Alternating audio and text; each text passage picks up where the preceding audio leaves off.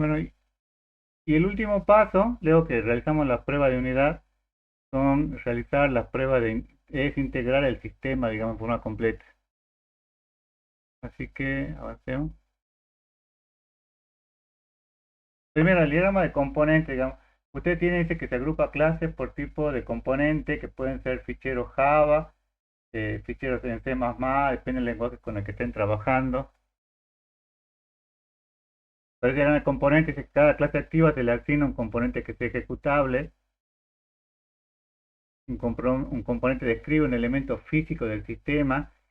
Esto muchos no lo van a trabajar en la práctica, digamos, porque van a trabajar más que nada el tema de prueba, que es lo que le van a pedir, digamos. Van a diagrama de componentes, pero va a ser muy sencillo el que van a tener que armar, digamos. No va a ser algo real, porque si fuera algo real, digamos, realmente les llevaría bastante tiempo, digamos, y no es el objetivo de la materia, sino que el objetivo es que vean los diagramas básicos que entran dentro del proceso unificado. Entonces, fíjense, algo así va a ser el diagrama que van a tener que armar, digamos. Ustedes ya tenían un diagrama de componente, fíjense que acá, no sé si se acuerdan, pero tenían eh, ficha películas, que sería una entidad de película, y ficha clientes, que sería una entidad de clientes. Acá hay una relación de 1 a n, ¿qué es lo que me está diciendo acá la relación de 1 a n? Un cliente, ¿cuántas fichas podría llegar a tener?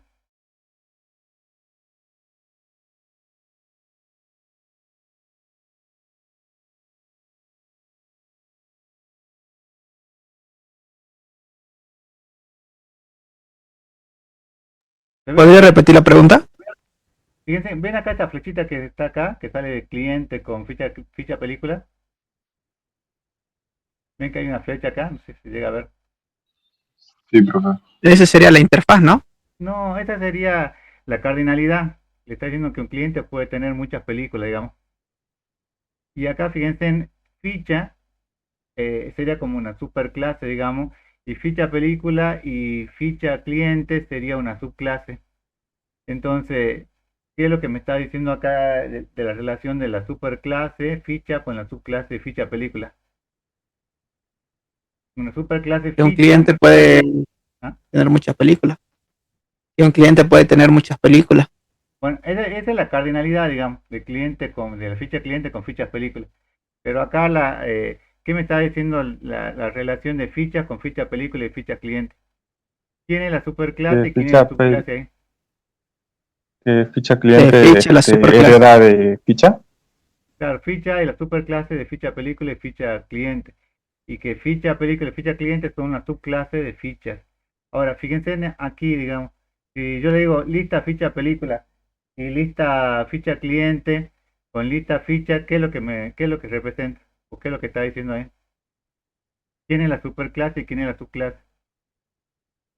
Piensen por el centro de la flecha, ¿no? La Lista superclase ficha no sería sería la lista ficha. superclase. Claro, la superclase sería lista ficha, y lista ficha película y lista ficha cliente serían la subclase. ¿Estamos?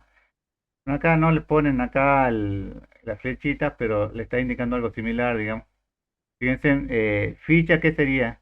¿Superclase o subclase? Superclase. Superclase. ¿De quién? ¿Sería superclase de quién? De ficha socio y ficha comprobante. Que serían la subclase, digamos. Y acá, lista ficha, ¿qué sería? Otra superclase. Lista ficha socio y lista ficha comprobante, digamos. ¿Se acuerdan lo que era lista ficha, no? Eso lo habíamos visto en la clase pasada. Era como.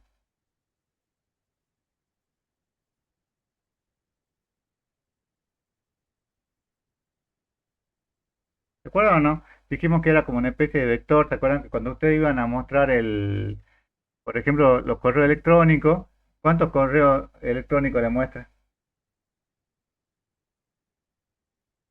Cuando ustedes ven su correo electrónico, ¿cuáles correos electrónicos le muestran? Los primeros 20 que le llegaron, los últimos 20, lo del medio, le muestran todos los correos, ¿cuáles le muestran? Una lista de X, bueno, 50, supongamos, correos. pero son los últimos que ustedes vieron, digamos. Eh, Claro, sí. Pero son los Lo últimos que último que llegaron. llegaron. sí, o eso en orden de llegada, depende cómo se filtran. Sí, bueno, pero este listado parcial o ese vector es el que ustedes tienen, el que van a utilizar para mostrar, digamos, eso lo habíamos visto en la clase anterior.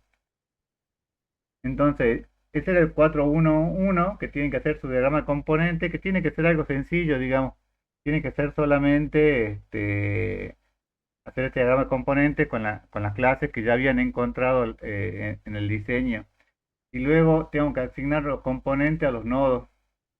Entonces, fíjense, no sé si se acuerdan, en el dibujito que teníamos, que acá tenían los nodos y los objetos activos, perdón, tenían los nodos, digamos, que tenían un servidor de compra y un servidor de venta. Entonces acá la idea es que vayan poniendo cuáles son los métodos que podrían llegar a tener y dónde tendrían su ejecutable, digamos, si acá en el servidor de compra, el servidor de comprador, en el servidor de venta o en su propio servidor, digamos. Este, en el ejemplo que ustedes van a tener, eh, que habíamos visto en clase, ahí no tenía nodos, digamos, entonces no se aplicaría para este ejemplo. No andamos mucho en detalle acá, digamos, porque realmente esto sí es importante, digamos, pero esto es importante cuando ustedes tienen un sistema grande en el que están trabajando en un sistema real y tienen varios nodos, digamos, y lo quieren implementar, digamos.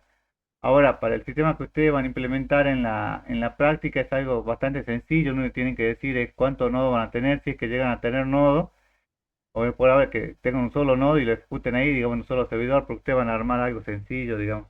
Entonces no andamos mucho en detalle porque este es un diagrama bastante sencillo, digamos.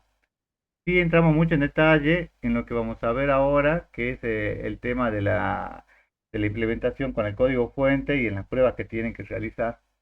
Fíjense en que luego de implementar los componentes, hacer el diagrama de componentes, tienen que hacer asignar los componentes a los nodos y después tienen que generar el código fuente. Acá cuando van a generar el código fuente, hay una tablita que si ustedes la buscan en internet, no sé si ustedes vieron como una especie de triángulo, digamos.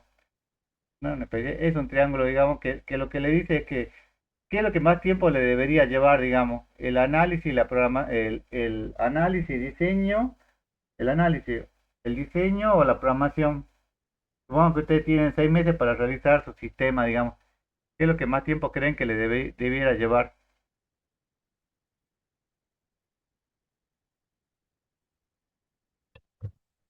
50-50.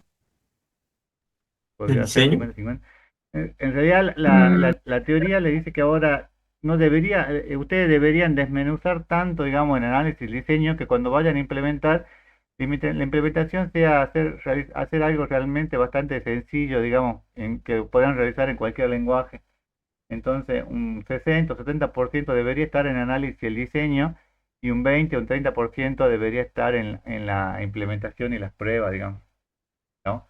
Muchas veces no pasa eso, porque muchas veces quieren sentarse a programar de lleno, digamos, pero, pero es conveniente que hagan un buen análisis y diseño porque eso le ahorra tiempo, digamos, en la implementación o en la codificación. Imagínense que usted tiene que corregir un error, digamos, pero el error es un error lógico, digamos, que ustedes plantearon mal una clase. ¿Dónde es más fácil corregir el error ese de diseño de la clase? ¿En la fase de análisis y diseño o en la fase de implementación, cuando están codificando? Supongo que en vez de tener, no sé, 50 clases, se dan cuenta que después de haber hecho las 50 clases, cuando van a hacer, no sé, su diagrama de base de datos, se dan cuenta que en vez de tener las 50 clases, tendrían que haber tenido 45 y era más pequeño, digamos. ¿Dónde era más fácil corregir el error, digamos? ¿En el análisis, el diseño o en la implementación? Porque cuando hacen en la En el implementación, análisis y el acuérdense que es diseño. iterativo o incremental, entonces tiene que volver hacia atrás, digamos. ¿Dónde cree que es más fácil corregir?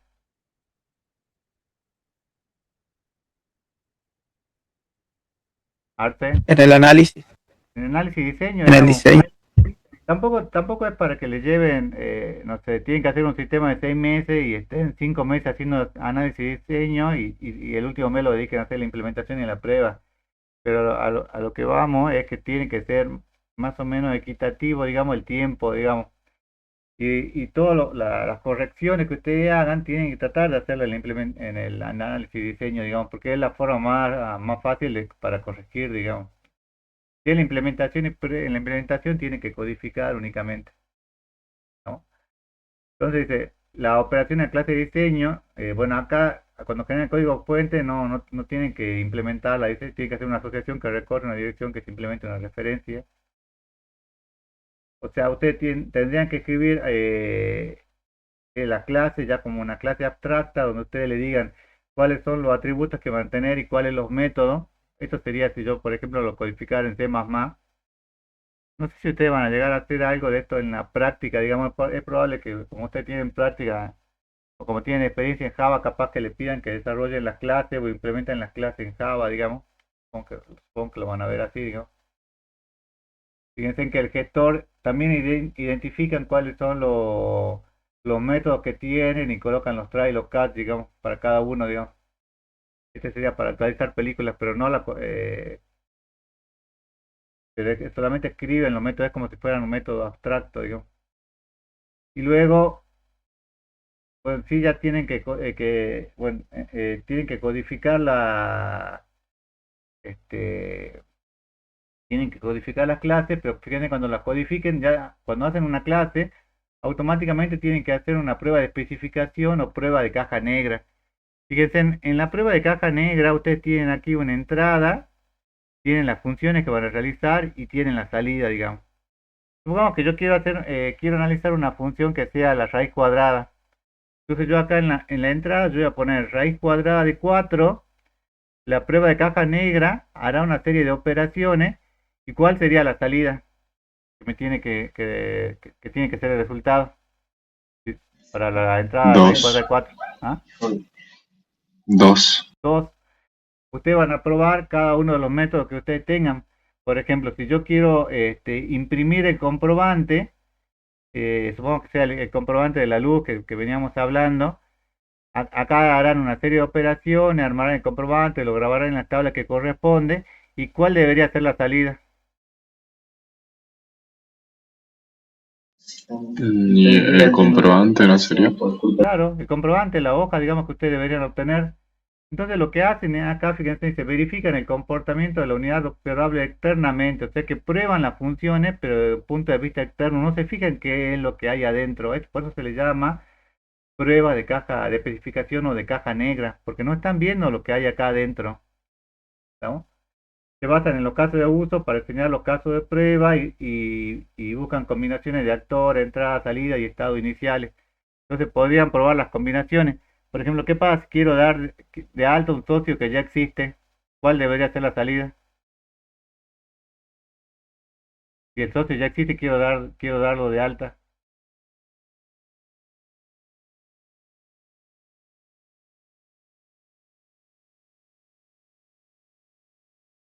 ¿Cuál sería la salida? Supongo que yo quiero ingresar el socio 100 y el socio 100 ya existe como socio. ¿Lo puedo cargar como socio o no? La salida no sería un error o Bueno, un la salida sería resultado. un O error, un digamos, mensaje. un mensaje que diga que el socio ya existe. Fíjense, en esto lo que le dice acá, busca las diferentes combinaciones de actores, de entrada, de salida y estado iniciales que creen escenarios interesantes, digamos. Supongamos que yo quiero crear el socio 101 y el socio 101 no existe. ¿Cuál debería ser cuál debería ser la salida aquí? Quiero dar de alta un socio que no existe, digamos, y ingreso todos los datos del socio. ¿Cuál sería la salida? Mostrar un mensaje que diga que el socio no existe. Mostrar un mensaje que diga que el socio no exista, pero además haber grabado en la entidad que corresponde, que sería la entidad de socio, los datos del socio, digamos. Serían las dos cosas, digamos. También la salida tendría que ser que se grabó, digamos, y que además se muestre un mensaje que diga que se grabó correctamente, digamos, el socio. ¿No? Pero yo acá voy a probar las diferentes combinaciones. Es cuando ustedes probaban, no sé en la materia metodología de la programación, creo que tienen, probaban la entrada y hacían el profesor probaba acá su ejercicio y después verificaba la salida, digamos, ¿no? Esa sería la prueba de caja negra. Eh, en la prueba de caja negra, fíjense en lo que ustedes hacen es colocan un número de casos de prueba, el módulo, la funcionalidad que verifica, digamos, la entrada con la que prueban, los requerimientos, que es lo que tienen que cumplir, tiene otros requerimientos, el modelo de caso de uso, el plan de verificación y validación, el plan de la iteración que están probando, la salida esperada, la salida esperada y la salida real, digamos. Si yo pruebo, por ejemplo, la raíz cuadrada de 4, ¿cuál es la salida esperada?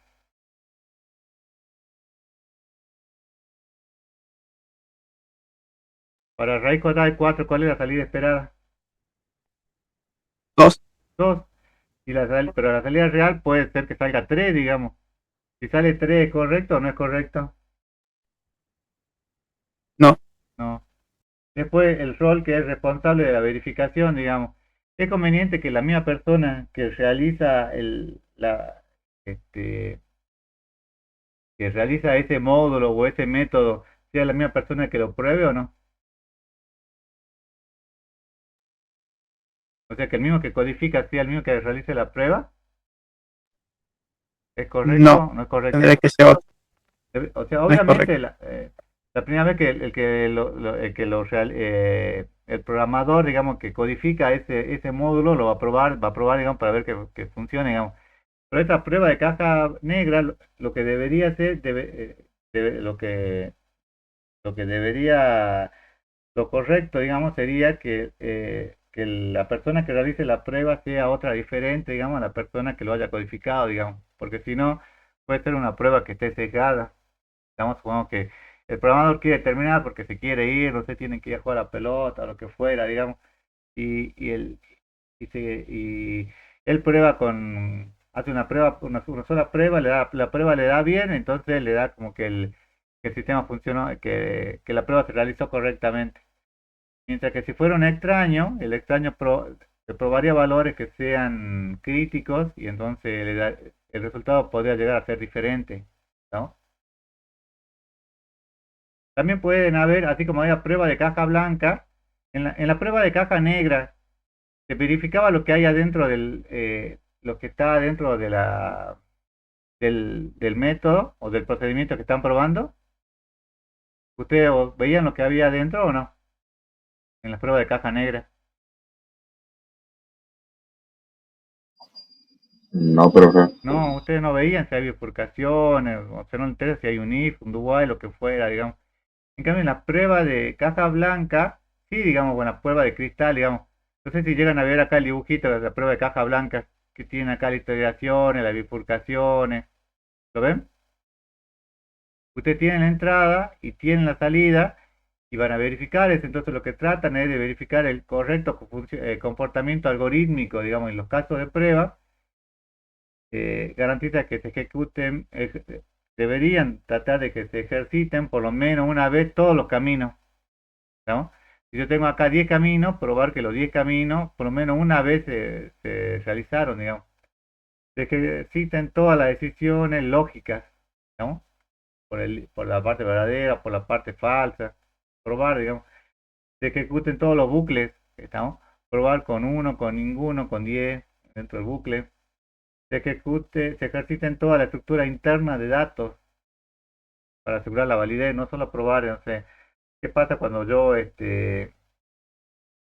le cargo eh, la fecha de nacimiento y en la fecha de nacimiento, en vez de poner, no sé, 19, en vez de poner 2005, le coloco 0005. ¿Es correcto o no es correcto? ¿Para esos datos es correcto o no? Y no, entonces ¿Cómo, debería profe? controlar todos los valores posibles, digamos. ¿Qué pasa si en vez de ponerle, no sé, me pide nombre, yo no le coloco nada y aprieto un enter, digamos? ¿Sería correcto o no que grabe un socio sin nombre? No, no, profe. No, entonces lo que hacemos es controlar la validez de todos los datos, ¿no? Las principales técnicas de prueba, las principales técnicas de diseño de prueba de caja blanca son la prueba de flujo de control, obviamente van a analizar los flujos de datos para ver los datos, los valores que van ingresando, la bifurcaciones o brand testing, de cuántas veces entra en el do while, en el for, cuántas veces entra por el si, ¿no? Y los caminos básicos, digamos, ¿estamos? Eh, o sea, seguir todos los pasos del camino básico y ver que se llegue a la salida esperada, digamos. Fíjense, esta sería un ejemplo de una prueba de unidad. Fíjense, en la prueba de unidad dice, consiste en probar los métodos de cada una de las clases del diagrama de clase. Entonces tengo, para la clase socio, tengo un método que sea verificar identificación del socio. Los valores de entrada sería el número de socio. Y la salida esperada sería, se verifica que el socio ya existe en el sistema y se espera que el sistema muestre un mensaje de que el socio ya existe, ¿no? Esa sería la salida esperada. Pero como salida obtenida, dice, muestra en la pantalla que el socio ya existe en el sistema y le estaba faltando esa parte y se espera que el sistema muestre un mensaje que el socio ya existe. Entonces, acá la salida obtenida puede estar incompleta o no, digamos, puede ser que yo no haya evaluado esa parte, digamos. Fíjense, acá tengo la clase socio, verificar identificación. Lo mismo, tiene la misma salida esperada, se verifica que el número de socios que no existe en el sistema y se espera que el sistema habilite el ingreso de los datos del nuevo socio. Entonces acá fíjense en que la salida obtenida me dice que se muestra en la pantalla un formulario para el ingreso de los datos del nuevo socio. O sea que está funcionando correctamente. Lo mismo tienen que hacer ustedes para cada uno de los métodos. Fíjense, por eso que los métodos, fíjense que están escritos con el nombre y el nombre va después con paréntesis, estamos y tienen que poner cuál es la salida esperada y cuál es la salida obtenida. Y de vuelta, la misma persona o sea, el programador, digamos, que codifica ese método, tiene que ser la misma persona que lo pruebe.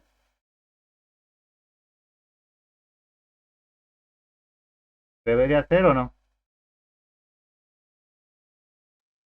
No, No, no debería. obviamente, como le vuelvo a repetir, la primera vez sí lo va a tener que probar, digamos, porque no basta con que él codifique y se lave las manos, digamos, por así decirlo, sino que él codifica, realiza una prueba y entonces se lo pasa a un tester que haga estas tareas, digamos, ¿no? Entonces, después tenemos, bueno, esta era la prueba la prueba de unidades que pueden ser de caja blanca o de caja negra. Y luego tenemos que hacer integrar el sistema. Fíjense que ya vamos en el punto 1.4, digamos. Que en el objetivo de la integración del sistema dice crear un plan de integración de construcciones. ¿Qué es lo que pasa, digamos? Supongamos que yo tengo un sistema que alguien hace, no sé, tengo una lista programador que se encargó de hacer toda la clase de compra, otro que hizo toda la parte de venta, otro que hizo toda la parte de facturación. Después yo tengo que integrar o tengo que unir todo esto. Entonces tengo que crear un plan de integración. ¿Qué es lo que yo voy a integrar primero?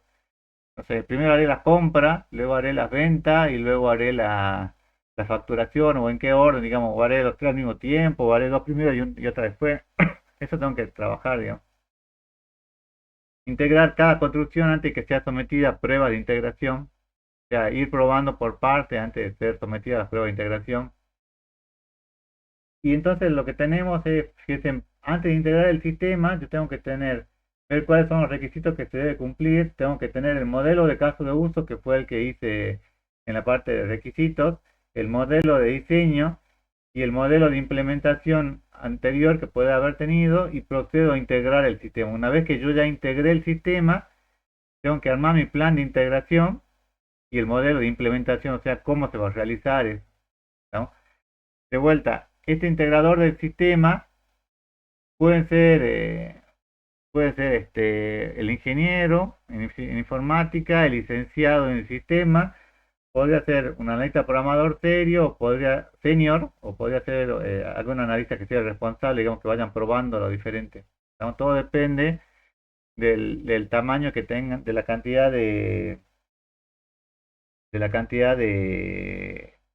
de casos de uso, de funcionalidades que tengan en su sistema, ¿estamos? Si ustedes tienen tienen que hacer solamente la las compras y nada más, digamos, entonces muchos no van a tener que integrar, digamos, y la integración acá va a ser muy sencilla.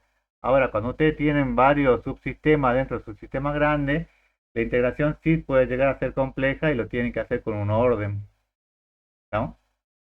¿Estamos hasta acá, chicos?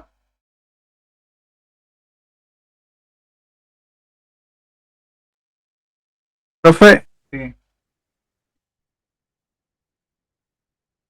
¿podría mostrar la diapositiva anterior?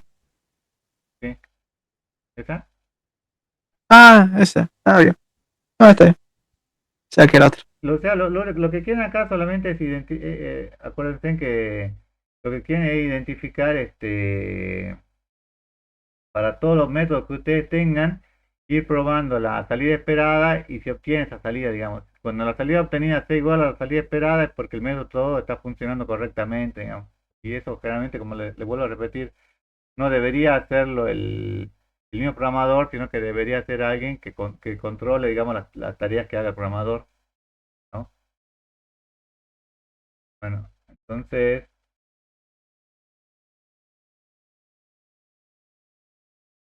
bueno, nos habíamos quedado en la integración del sistema.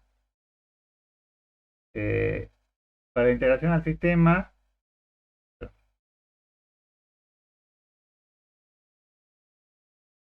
tienen que crear el plan de integración, integrar cada componente, incluir algunos componentes como stub. ¿Saben cuáles son los stubs? ¿Saben cuáles son los stubs? No, profe. Bueno, los stubs son los... Cuando ustedes agregan un código que es especialmente para hacer una prueba, entonces ustedes ponen por pantalla, no sé, acá me debería mostrar 50, o acá debería imprimir el nombre, o acá debería grabar en la base de datos. Deben haber puesto alguna vez algún código adicional que no está en el código real, digamos, sino que lo utilizan para poder hacer una especie de prueba e ir controlando el código que ustedes están generando, digamos. Esas son las etapas. Yo usaba mucho eso, para ir controlando si lo que yo estaba programando funcionaba correctamente o no, digamos, hasta esa parte. Después implementar los casos de uso completo y de ser posible lo más importante, que es seguramente lo que tal vez hagan en la práctica, como andaremos con los tiempos. Cada caso de uso podrá requerir varios componentes. Por ejemplo, no sé si yo quiero imprimir la factura, pero para imprimir una factura tengo que hacer una validación del usuario, digamos, entonces tendré que utilizar el componente de validación y luego el componente de impresión de factura, digamos. Eso sería con respecto al tema de la implementación, ¿no? Y ahora, lo más importante, o para algunos lo más importante, son las pruebas que ustedes realicen. Inclusive esto lo van a ver cuando ustedes hagan su trabajo final, digamos, están casi obligados a realizar pruebas, digamos, porque de vuelta, las pruebas, ¿qué es lo que le garantizan a ustedes?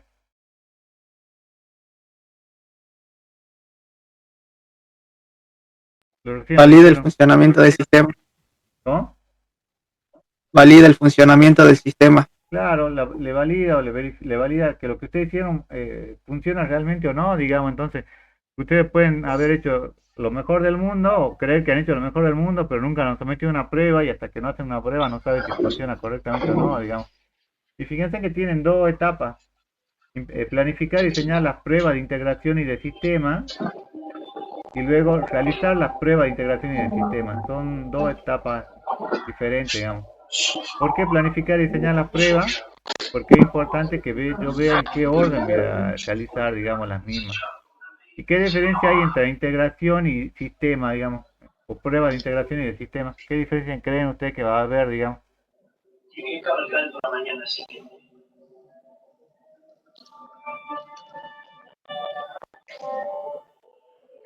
Condori y Jordan,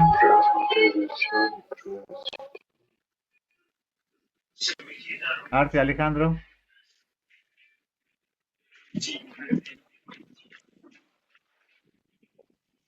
¿Qué diferencia cree que hay entre integración y las pruebas de sistema?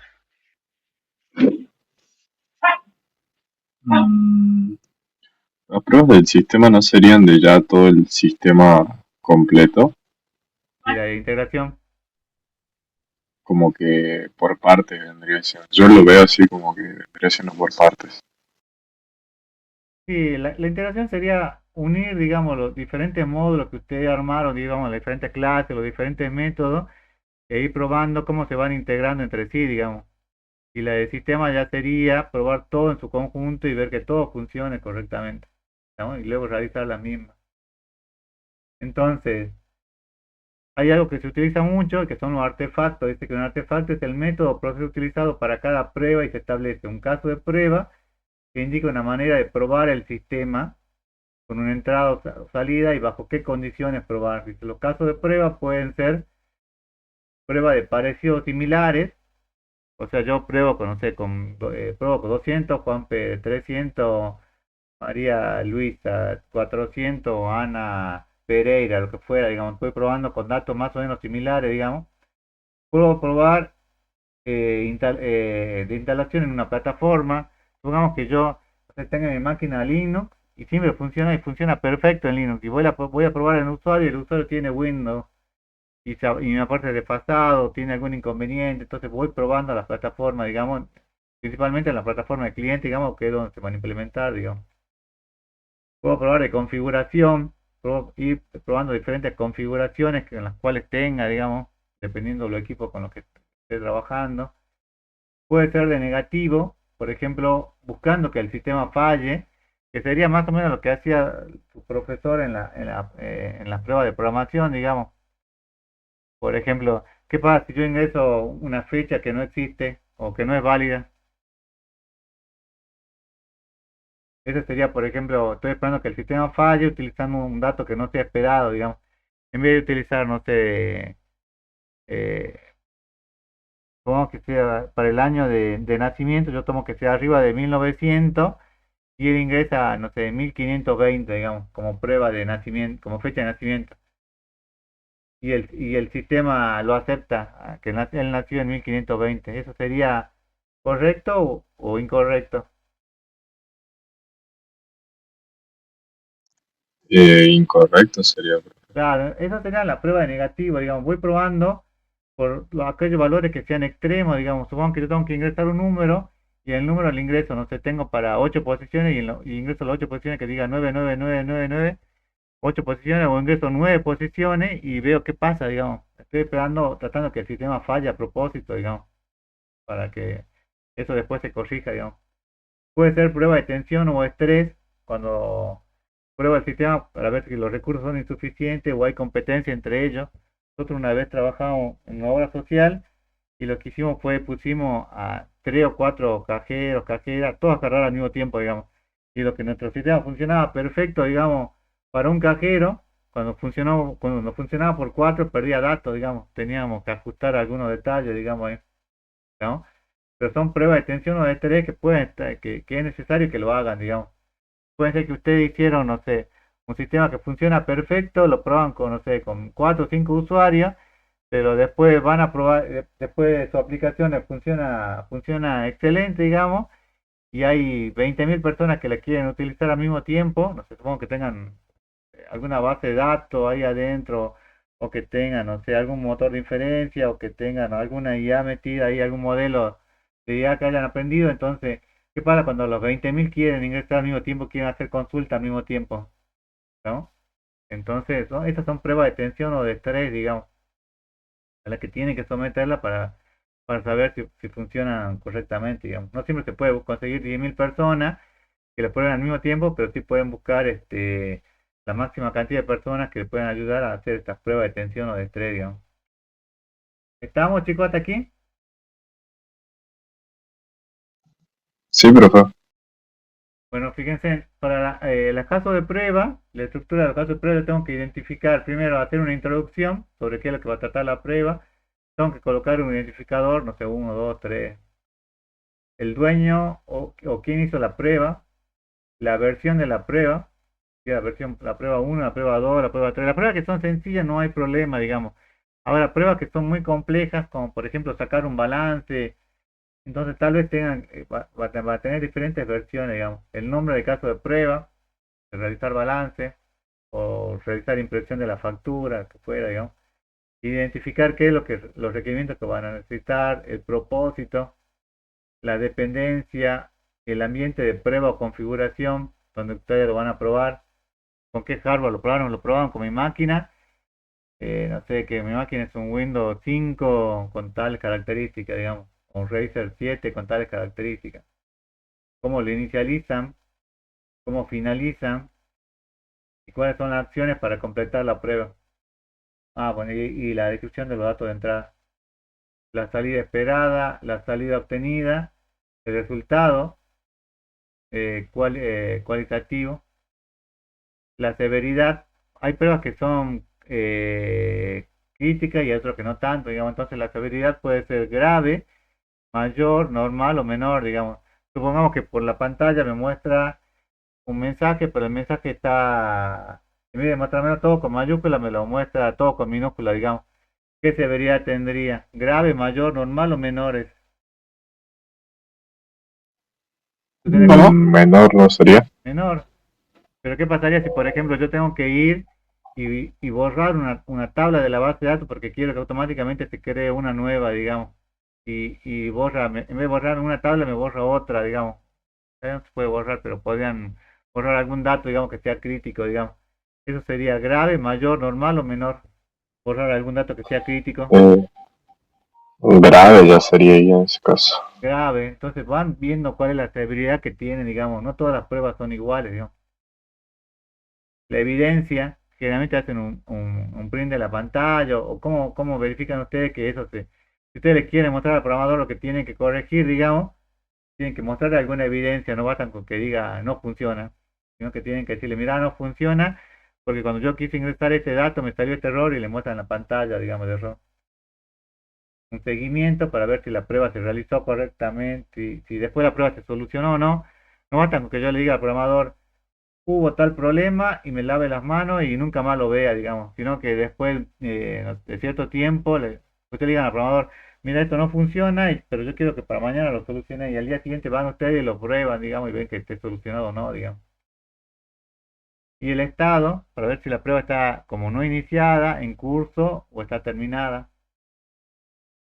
Siguiente sería un ejemplo, digamos, que este creo que lo saqué de la web. Fíjense acá, el ambiente de prueba. ¿Qué dice el ambiente de prueba?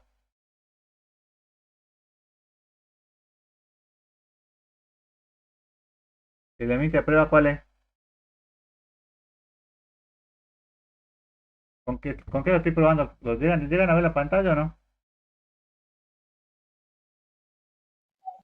En la web. Acceso a web. Web, seguramente acá lo habrá hecho con .NET y la base de datos que utiliza en este momento será una base de Access, digamos, podría ser Pobre, lo que fuera, digamos. El ID sería HU001, la número de prueba. El autor o el caso de prueba lo está evaluando Marian Rodríguez. Fíjense que acá le pongo las acciones que voy realizando. La 1 que es agregar un documento a un pedido desde Access, dice la salida esperada que el documento se cargue como tipo la salida esperada y el documento si se cargó o no se cargó correctamente. Entonces voy colocando todas las acciones y toda salida esperada y la salida obtenida que tengo para el mismo. Después, acá al final escribo si la prueba fue aprobada o no y si corresponde realizar seguimiento o no. Digamos, puede ser que yo hice todas las pruebas pero el programador ya lo había hecho correctamente, entonces no aplica a realizar seguimiento, digamos. Y la severidad en este caso no aplica porque funcionó correctamente, digamos.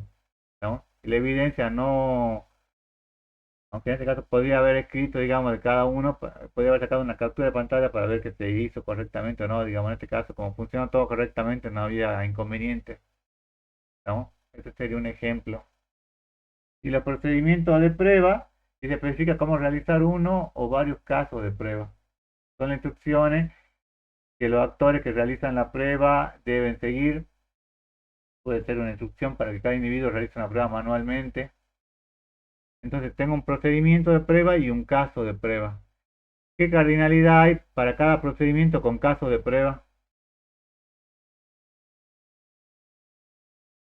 Fíjense que los casos de prueba es lo que veníamos viendo, digamos, los procedimientos de prueba es lo que ustedes van a realizar, digamos. ¿Cuál es la cardinalidad que hay? Y el procedimiento de prueba es de 1 a n y acá de caso de prueba a procedimiento es de 1 a n. ¿Cuál es la cardinalidad que hay? N a N, creo. Es de n a n, digamos. Yo podría tener n procedimientos para n casos de prueba. Tenía n casos de prueba con n relacionado con n procedimiento, digamos. Y se irían cruzando, ¿no? Entonces, en mi modelo de prueba que yo voy a diseñar, digamos, fíjense que yo tengo mi sistema de prueba en los cuales pruebo los casos de prueba, los procedimientos y cuáles son los componentes o los métodos que yo voy a escribir en el mismo. Entonces, acá lo que le dice, describe cómo se prueban los componentes ejecutables en el modelo de implementación con la prueba de integración del sistema y la colección formada por los casos de prueba y los procedimientos de prueba. Entonces, en la evaluación de la prueba, que es lo que correspondería que hagan, fíjense, tienen un ingeniero de prueba. Que de vuelta, esto depende de la magnitud del sistema y de la cantidad de personas que trabajan en el mismo. Estamos hablando de un sistema complejo, donde tiene un ingeniero de prueba, un ingeniero de prueba de integración, un ingeniero de prueba de sistema y un ingeniero de componentes. Fíjense en que el ingeniero de componentes es el que implementa las pruebas. El ingeniero de prueba de sistema es el que realiza las pruebas de esta implementación de pruebas. El ingeniero de prueba de componentes es el que realiza las pruebas, perdón, el ingeniero de prueba de integración es el que realiza esa prueba de integración y se fijan que todo funcione correctamente integrado. Y por último, el ingeniero de prueba es el que evalúa cada prueba y ve que todo se haya cumplido correctamente, digamos, planifica la prueba, diseña la prueba, las otras personas la realizan y evalúa la prueba para ver que el resultado se realizó correctamente, ¿no? ¿Por qué es tan importante realizar la prueba? Porque como dijimos hace un momento, lo que le está garantizando acá es de que todo funciona correctamente. Digamos, imagínense que ustedes van a probar un sistema que es crítico en el supermercado, no realizaron las pruebas y cuando van a implementarlo, el cajero no puede realizar una cobranza porque le faltó una variable en la computadora, le faltó definir algún, no sé, algún seteo ahí en la variable de entorno, no configuró Java, por lo que fuera, digamos. Eso es crítico, digamos, entonces las pruebas tienen que ser realizadas correctamente, ¿no? ¿Estamos hasta acá, chicos?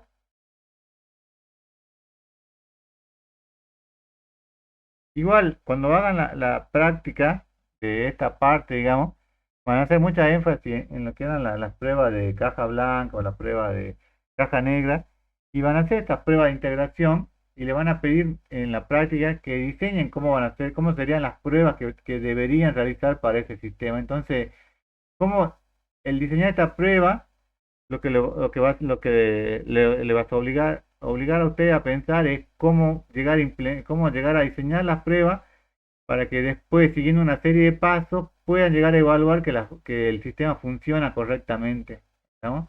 Entonces, ¿qué es lo que probarían primero? ¿Qué es lo que probarían después? ¿Cómo integrarían todo? ¿No? Ese es importante, digamos. ¿Estamos, chicos, hasta aquí?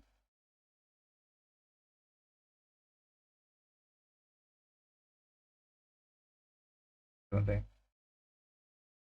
a ver, sigamos. Y el último paso, Profe, sí, ¿podría explicar un poquito mejor la diferencia entre prueba de implementación y prueba del sistema? Porque están los dos separados. sí, pero ahora fíjate, ahora vamos a ver la prueba de integración.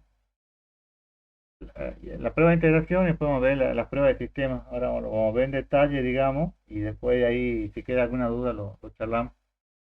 Fíjense, en la prueba de integración dice que verifican que los componentes interactúan entre sí.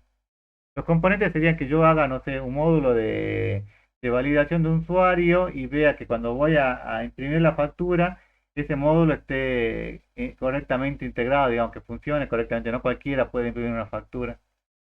Entonces tienen que estar correctamente relacionados. Y después de haber sido integrados en el sistema, se forman casos de prueba con los casos de uso del diseño. O sea que a todos los casos del diseño que ustedes tenían, van a proceder a probarlo, digamos. Se arma un diagrama de secuencia y el diagrama de secuencia se implementa.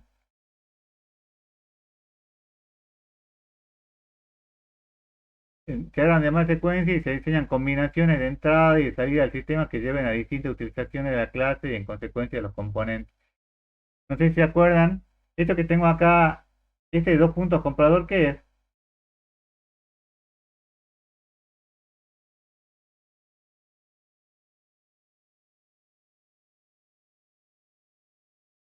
¿Qué es comprador aquí?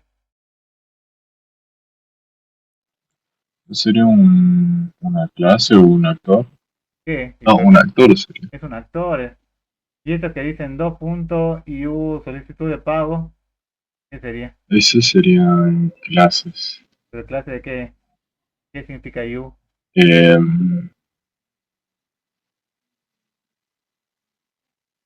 Es una clase de interfaz, digamos. Solicitud de pago. Acá serían los datos que yo mostraría por pantalla para que ingrese el pago, digamos. Acá tendría, fíjense, una clase que sea procesamiento de solicitud de pago. Después sería otro procesamiento de factura.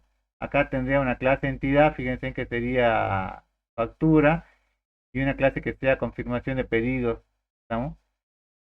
Y acá hojear factura, ¿qué sería?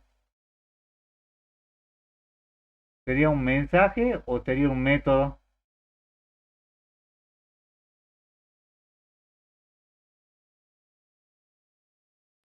Mensaje. Es un mensaje. El comprador le pide a través de la interfaz de solicitar pago hojear la factura. Entonces acá se comunica con acá hojear con paréntesis, ¿qué? Eso es un método. Este método le pide a esta clase procesar solicitud de pago, hojear la factura y acá, fíjense, entra en un bucle donde van consultando la factura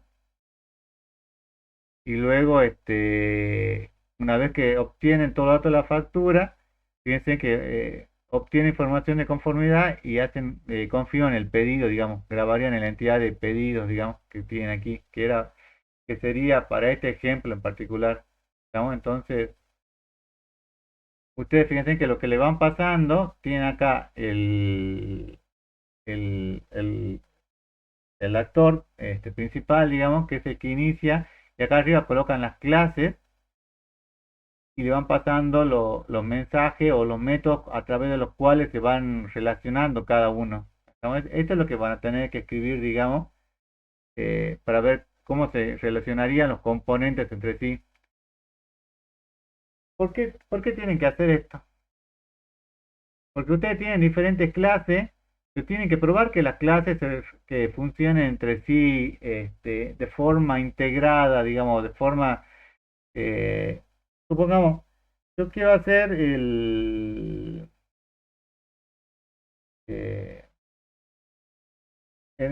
para el sistema del SIU, yo quiero pedir el analítico con la materia que yo tenga aprobada hasta el momento, digamos.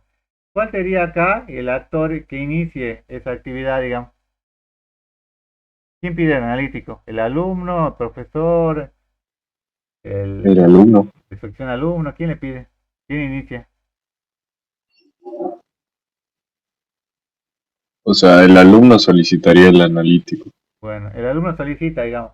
¿Y a través de qué lo solicita? ¿Lo hace a través de una interfaz o no? Claro, de la interfaz del SIU. Bueno, sería la interfaz de SIU o interfaz de solicitud del analítico, digamos. ¿A qué clase se tendría que, cuando esta solicitud se, se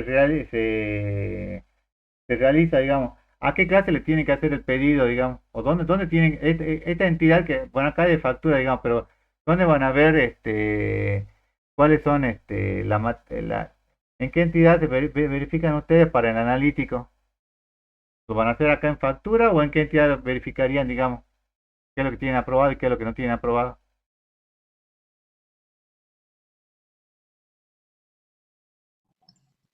Materias o algo así sería. Sería materia aprobada, supongo yo, porque tendrían otro que sea materia, donde van poniendo, no sé, uno modelo, dos análisis, tres física, lo que fuera, digamos. Pero acá sería en una entidad de materia aprobada, digamos. Y acá podría ser una clase que sea una clase que sea procesamiento de materias aprobadas, por ejemplo. Entonces, a través de la interfaz de analítico le piden este procesamiento de materia aprobada, que verifique acá en todas las materias que ustedes tienen, y al final, ¿qué es lo que van haciendo? Van grabando en un pequeño archivo o en un pequeño listado toda la materia que tienen aprobada, para que después esa le devuelve acá al alumno el analítico, digamos. Ese sería el resultado, esos serían los pasos que deberían hacer para ese caso en particular, ¿o no? Eso Sí, es lo que yo profe. debería realizar, digamos, para todos los casos de uso, digamos. Imagínense que usted, ¿qué otra operación? Supongamos que, que un profesor quiere grabar los resultados de un examen, digamos. Acá el actor sería profesor. Profesor, ¿con quién se comunicaría? ¿Se comunicaría con resultado de examen directamente? Supongo que yo quiero ir y grabar quiénes son los que aprobaron, desaprobaron los alumnos que aprobaron, desaprobaron en un examen en particular, digamos, en una mesa de examen en particular. ¿Con quién me comunico yo? ¿Con la materia directamente, o con los alumnos directamente, o me comunico con una interfaz que me va a permitir hacer me va a permitir grabar este resultado de mesa de examen Con la interfaz, profe. con la interfaz?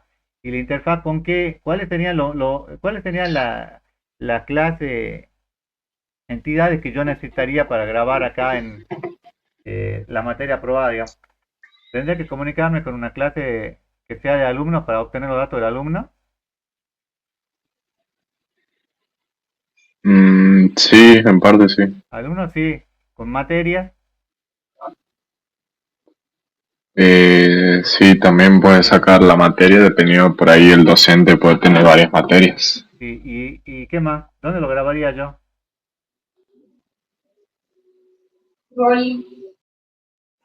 Debería quedar en una lista, así como lista de examen o algo así. No, no, en este caso no, porque yo tengo que saber cuál es el resultado del examen. Yo lo grabaría, digamos, en otra entidad que sea eh,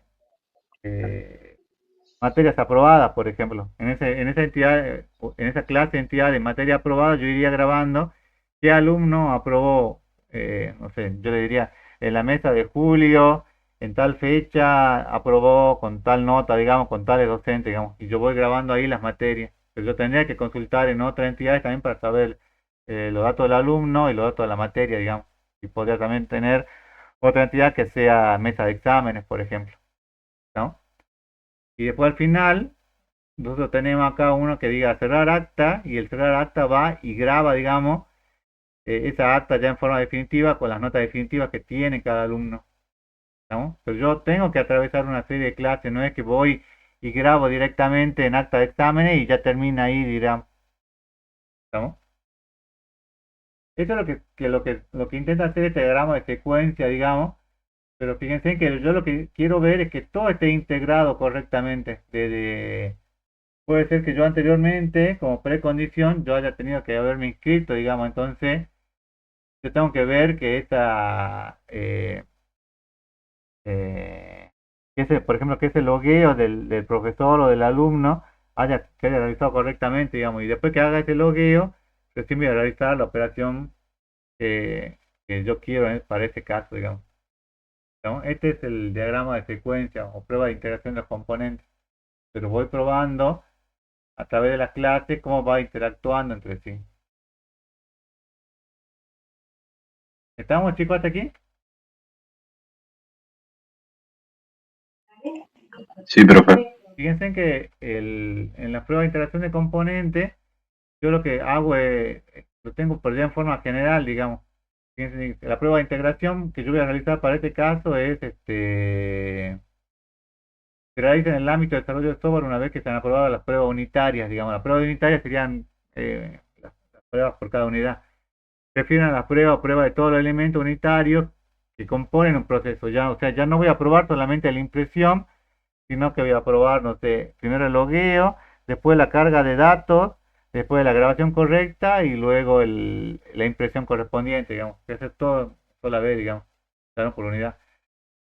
Por ejemplo, dice realizar una prueba de integración que compruebe la grabación correcta de todos los componentes, ficha asocio y ficha componente en las tablas respectivas y que emite el comprobante respectivo.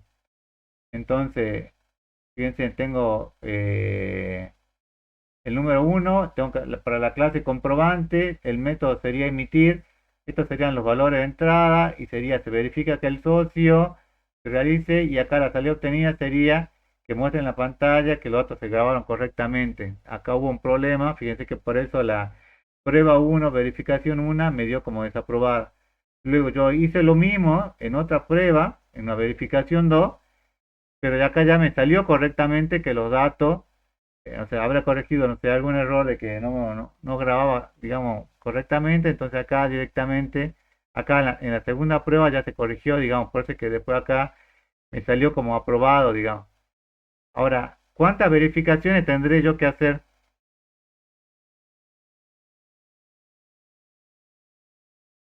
para que la prueba de integración, para que yo acepte que la prueba de integración se realizó correctamente? ¿Cuánta? Puede ser que la primera vez que yo realice la prueba, me dé aquí como aprobado o no. Y puede ser que sí, que funcione, pero hay que revisar varias de todas formas. Claro, hay que realizar, en realidad hay que probar, con diferentes valores de entrada, digamos, ¿no? Y sobre todo hacer las pruebas que habíamos visto hace un momento, que eran las pruebas de 3, digamos, porque yo puedo probar, no sé, para un alumno y ver que funcione, digamos, correctamente y funciona, digamos. Pero ¿qué pasa cuando 5.000 alumnos quieren todos inscribirse en el último momento, de 11:50 a 12 de la noche? Y tengo, no sé, tengo 1.000 alumnos que quedaron pendientes y los 1.000 se quieren anotar, digamos. Eso es una prueba de 3, digamos. Tengo que someter al sistema esas pruebas y ver que funcione, digamos. Entonces esas serían las pruebas de integración. Y luego tengo las pruebas del sistema, que a diferencia, fíjense, prueban que el sistema funcione globalmente, ya como un todo. Cada prueba del sistema trabaja combinaciones de casos de uso bajo condiciones diferentes. O sea, alguien va a estar haciendo una compra, alguien va a estar haciendo una venta. Por ejemplo, en el sistema de CIU, yo voy a tener alumnos que van a estar inscribiéndose porque van a ser de primer año, alumnos que van a alumnos que van a ser como ustedes, que van a querer inscribirse en alguna materia, docentes que van a querer consultar la acta de examen y docentes que van a estar grabando la acta de exámenes. Entonces ya pruebo todo en su conjunto, dice, se prueba el sistema como un todo, probando casos de uso, cada uno detrás de otro, en forma paralela, digamos, si es posible, digamos. A veces es complicado realizar en forma paralela. Lo que hacíamos nosotros, por ejemplo, era, yo tenía 10 ingenieros, 10 programadores que estaban a mi cargo, entonces hacíamos que los 10 todos hagan pruebas, todos empiecen a cargar datos, digamos, y que prueben para ver si el sistema daba algún error o no, digamos. Era como una prueba de estrés, que no era muy grande, pero probábamos, digamos. Se prueba el sistema como un todo, probando, se trata de verificar que cada caso de uso funciona adecuadamente en distintas configuraciones hardware, ¿no? Proban con una PC, proban con un celular, proban con una notebook, probamos que todo, en todos lados funciona, digamos. Por ahí pasaba de que en la PC se veía espectacular, digamos, pero después lo iban a probar en el celular y en el celular no se veía o tenía algún problema, digamos. Entonces, en el esquema general de la prueba del sistema, fíjense en que tienen los casos de prueba, los procedimientos de prueba, los componentes de prueba, que serían los módulos, y tienen el modelo de implementación o construcción a probar. Entonces yo pruebo todo junto y yo realizo las pruebas del sistema. Y acá obtengo el resultado, digamos, para esta prueba del sistema, digamos. No va a ser algo ya donde voy probando, pruebo solamente las compras, solamente las ventas, o solamente las inscripciones de alumnos, o solamente este, la registración de un acta de examen, sino que pruebo todo.